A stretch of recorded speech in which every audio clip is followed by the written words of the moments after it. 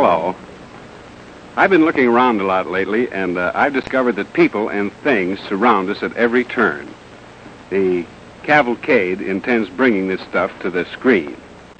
I've studied the thing from every angle that I've been able to study the thing from the angle of it, and I am more thoroughly convinced than ever that I haven't the slightest doubt but what the thing will turn out eventually to be a boon to people and housewives and to anyone else who happens to be interested in boons.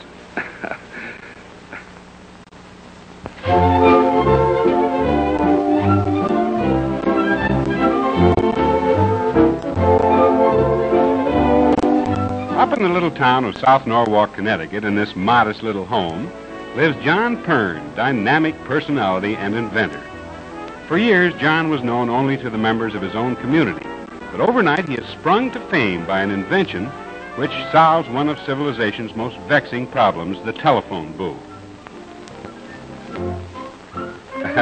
He doesn't like caterpillars. John noticed years ago the difficulties people experience in trying to telephone in telephone booths. They are very confining. They are hot and uncomfortable, even for girls. It's practically impossible for a lady with a few packages and things under her... See? What did I tell you? Don't be impatient, Fred. She'll be through in a couple hours.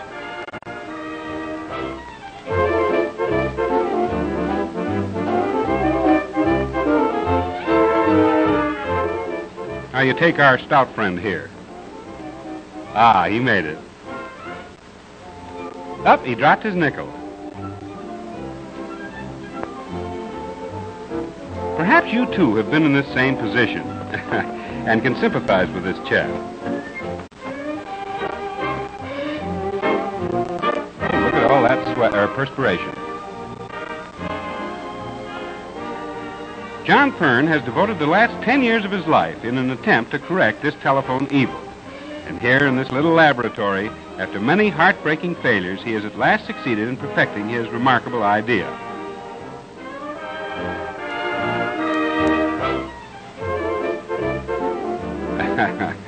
He wants to make sure the door is locked.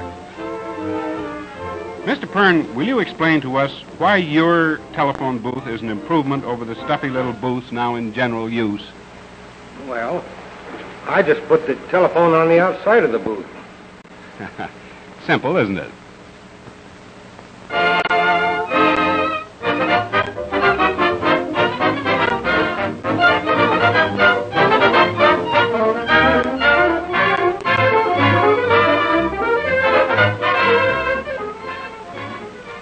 Take a small bottle.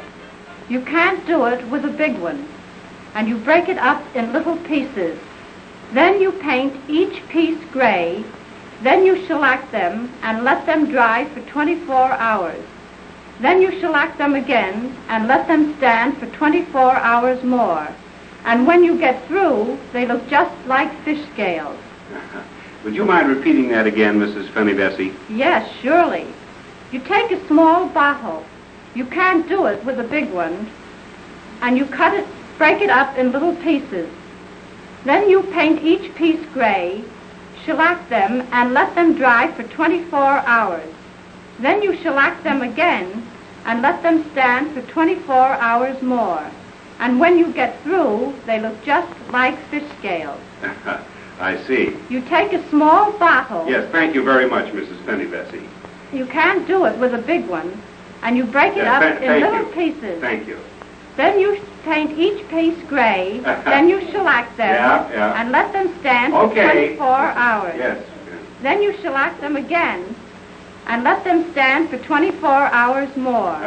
And when you get through, they look just like fish scales. Like what? You take a small bottle.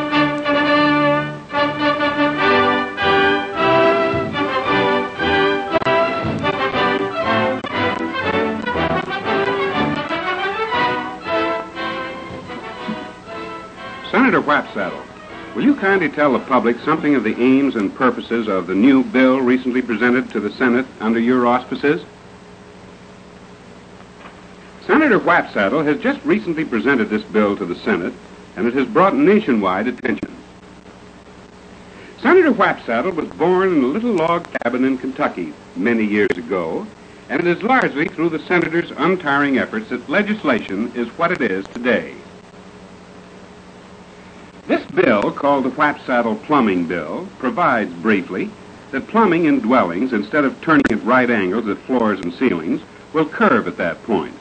This saves 3 inches of pipe at that point and provides work for many plumbers who are not now at work or who otherwise would be engaged in making the angular pipe. Thank you, Senator.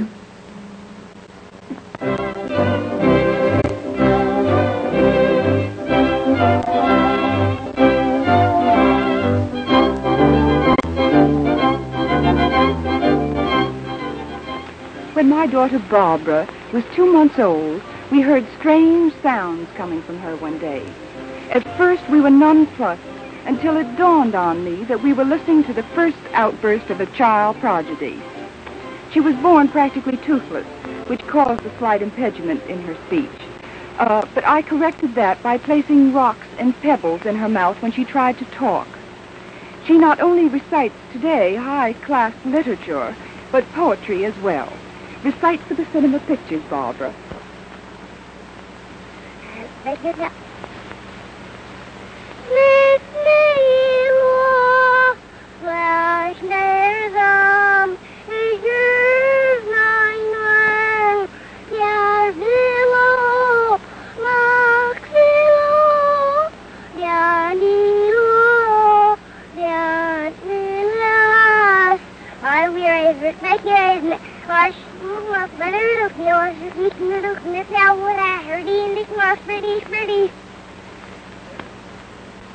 You take a small bottle. You can't do it with a big one. And you break it up in little pieces.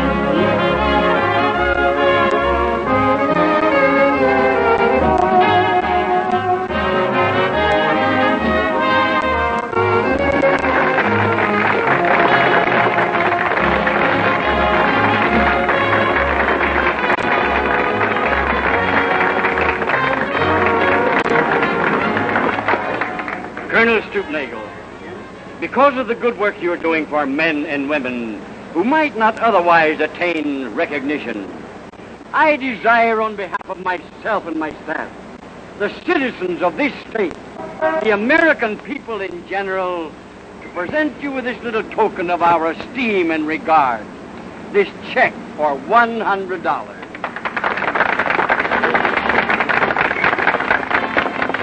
Thank you, Governor. I certainly appreciate this. That's all right, my boy. Don't put that through until Thursday. I won't.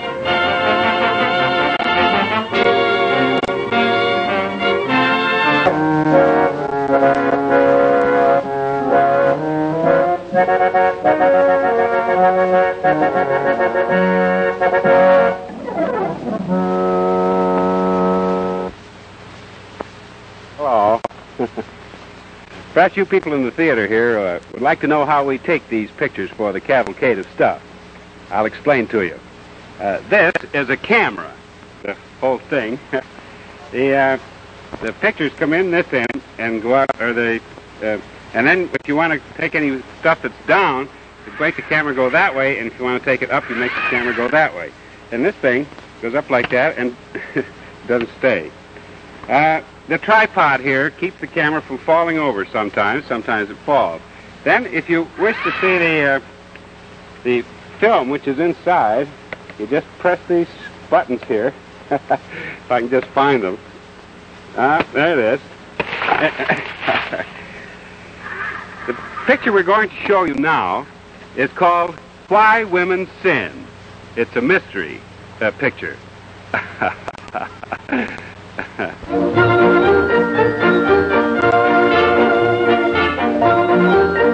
As fall approaches, isn't it nice to be able to recall the splendid summer you had and realize how much exercise would have played a part in your physical development if you'd remembered to take it? Notice how this daintily attractive debutante picks her way across the rocks. If you think her toes are turned up now, wait till later. Then, executing a neat swan dive, she glides gracefully through the water with bold strokes, gaily shouting for joy as she floats majestically out to sea. Then, after a brisk bit of artificial respiration, she's ready for her morning exercises. Hands on hips twice. Bend down. That's right. Don't break. That's fine. Now bend over. Hands on toes. 1, 2. No, not toes on hands. Hands on toes. Now that you're down on the ground, sideways to the camera, please. I said sideways to the camera, sweetheart. Sideways. Yes, that's better. Now get up on your feet and walk slowly towards your chin. Put your chin down. Now stay there. Isn't that cute? And you men, what would you give to develop a prize-winning body like this? What poise, what vigor, what vitality. Exercise alone won't give it to you.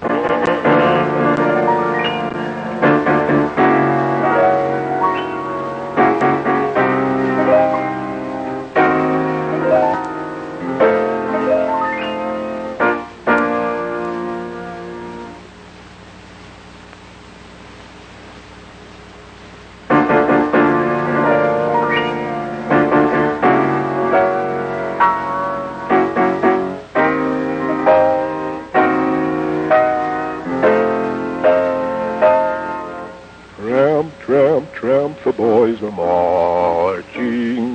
Cheer up, comrades, they will come. And beneath a starry flag we shall breathe the air again of the freed land in our own beloved home.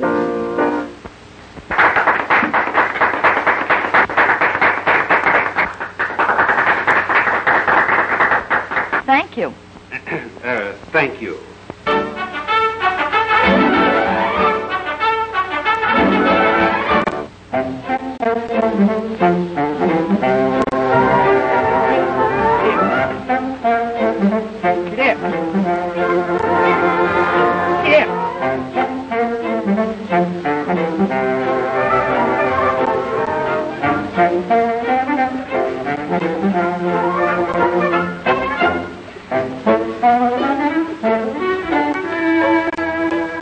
The game of polo is not as complicated as you might think. Major Whipsocket can probably tell us more interesting things about the game than anyone in the world. Isn't that true, Major? Yes. When did you first begin polo, Major? Yes. I see. You've played polo for some time, haven't you? Yeah. Is it true that you're the greatest polo player in the world? Yeah. Do you play polo the same way you play golf, only on horseback, or do you play it like hockey on horseback? I say, do you play polo the same way you play golf, only on horseback, or do you play it like hockey on horseback? Yeah. Do you play polo for exercise or just for your own amusement? Yeah. We aren't keeping you awake, are we, Major? Yes, yeah.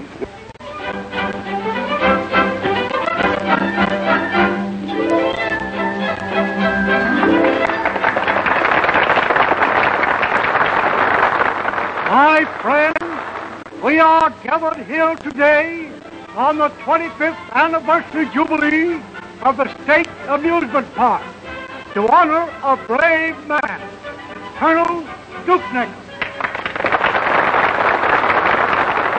My friends, you all know the Colonel has risked his life through fire and flood.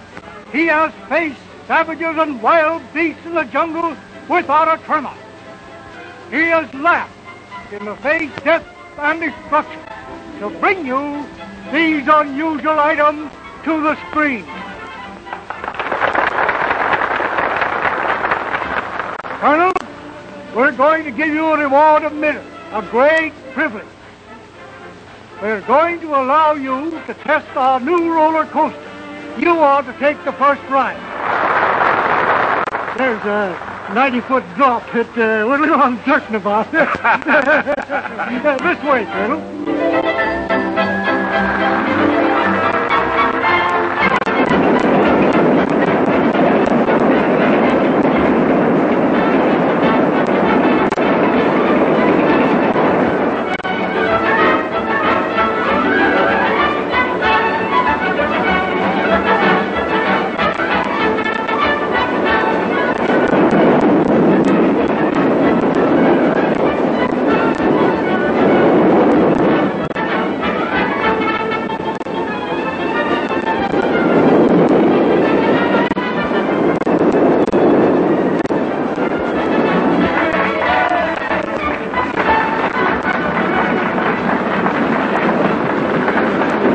Congratulations, Colonel, congratulations. That was marvelous. Will you please autograph this for me?